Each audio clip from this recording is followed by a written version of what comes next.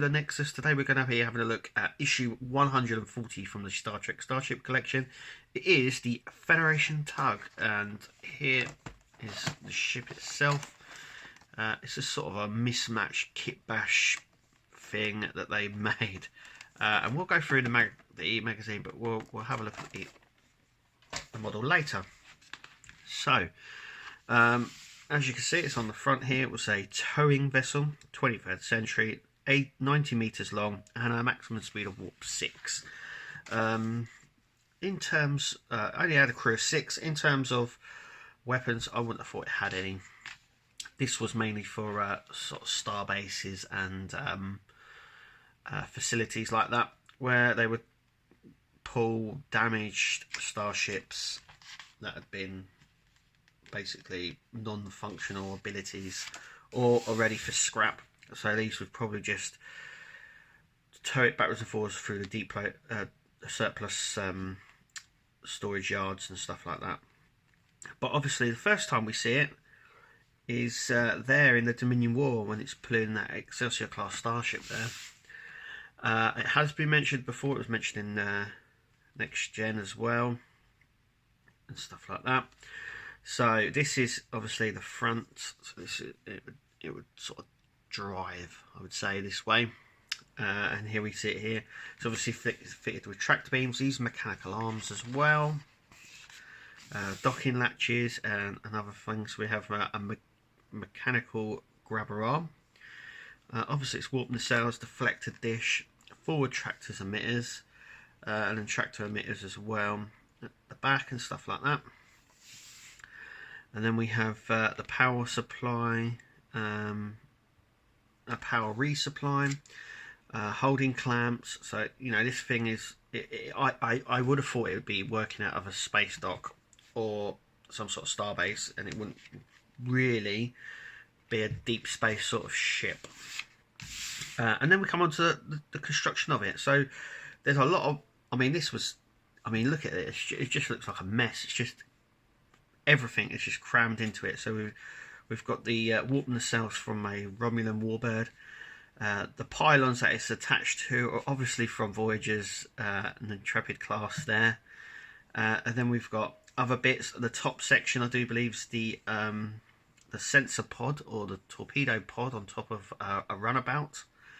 This sort of the pod that sits on top. So we've got that as well. And there's just loads of other bits. And I mean, the model itself looks awful, and it didn't really look like that on screen, so they obviously touched it up quite a bit, but it does look absolutely awful. But Eaglemoss have gone out and have made it really, really nice. I mean, it doesn't look anything like that, but that's horrible. Anyway, then we come on to designing the Cousteau White facility. So obviously this is the one in where they take the captured Jem'Hadar ship that they caught, and then they go to the Cousteau White depot where they destroy it. But actually the Cousteau White depot was featured in another episode of DS9 where Wolf Garak were captured, where they go after in Arbretaine. So it's internment camp, I do believe, and it's the same, and all they've done is they've just swapped the angle on the model that they built, so that's quite clever. Then we come on to obviously the scenic artists, so the people who come down, obviously Doug Delixer there, obviously for Deep Space Nine, and a lot of other things as well. So this sort of goes in how he come onto this department and the creation and stuff like that. It's great that he's really detailed how Defiant was and how a lot of the consoles and visuals worked and stuff like that. So that's really nice to know. And obviously he's done the panel lines, map paintings, and obviously design of ships. I mean, this guy does everything. It's absolutely amazing. And then we come on to the trivia bit that we like to see. Obviously, it's a time to stand where it was first appeared, but it was actually mentioned in an episode of Next Generation. It actually does say that in the magazine. It's also worth noting that this little trivia bit here, where Cisco learns that only 14 ships out of 112 survived, he hits the table and obviously breaks the table. In here, it actually says that wasn't supposed to happen. him breaking the table like that. It was a sort of a mistake, but they kept it in, and I think it just shows the emotion that Sisko has there. Obviously, we're having a look at the Vulcan T'Pol ship as well when it comes out. This says it's coming in issue 141. Obviously, in the Deep Space, the Next Generation episode, sorry, Unification. So, without further ado, should we have a look? So, here is the tug out of the packaging, and I've got to say, it's remarkably nice. It looks nothing like the model that was actually created. I mean, it just looks so good.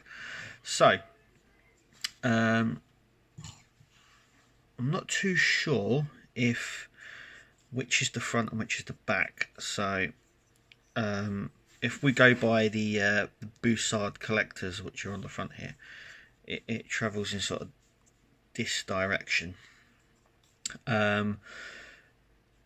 But I mean, it doesn't matter, does it? It really doesn't. Yeah, so it's really nice. So we're going to have a little closer look here. So we've got these sort of engine turbines, which are the deflector dish, and that's nice. Obviously, you can tell where they've come from. The same with the warp nacelles. Obviously, these are the Romulan Warbird, and obviously these are the pylons from the Voyager or Intrepid class. But it works. And then obviously up the top here we've got the sort of sensor pod that goes on the runabouts, which has been sort of redesigned. Though taking it away and making it a proper vessel, I mean, it looks really nice. Obviously Eagle Moss have done really well, so they've, as you can see, there's loads of sculpt in here of sort of the gibble wee bits that they've stuck on it, and on the interior arms as well, which is really nice. We get a nice light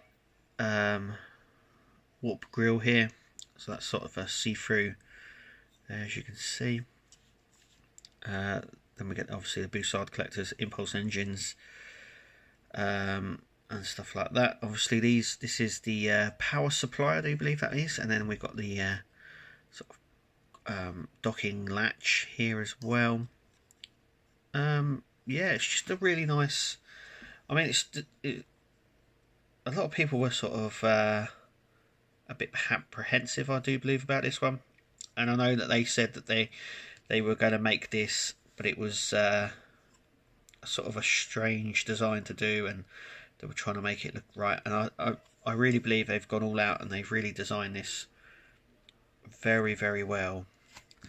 It's got the traditional sort of Federation camo, I call it, on the sides and the top and stuff like that. It's just to represent panel lines and different panels that they've used. But we see it on most of sort of Federation ships, but they've used it on other ships as well to replicate panels. Yeah, the arms aren't level. They're sort of slightly off, so just slightly, but it does. Like I said, it doesn't really matter. You can really see it at the front here. This one's slightly up more. But yeah, it's just so nice. Surprising what they can actually do, Eagle Moss.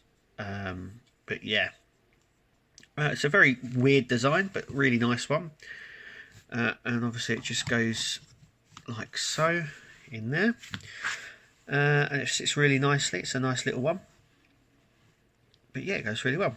Anyway, that is it from us here at the Nexus. I hope you enjoyed the video, and hopefully we'll see you at the next one.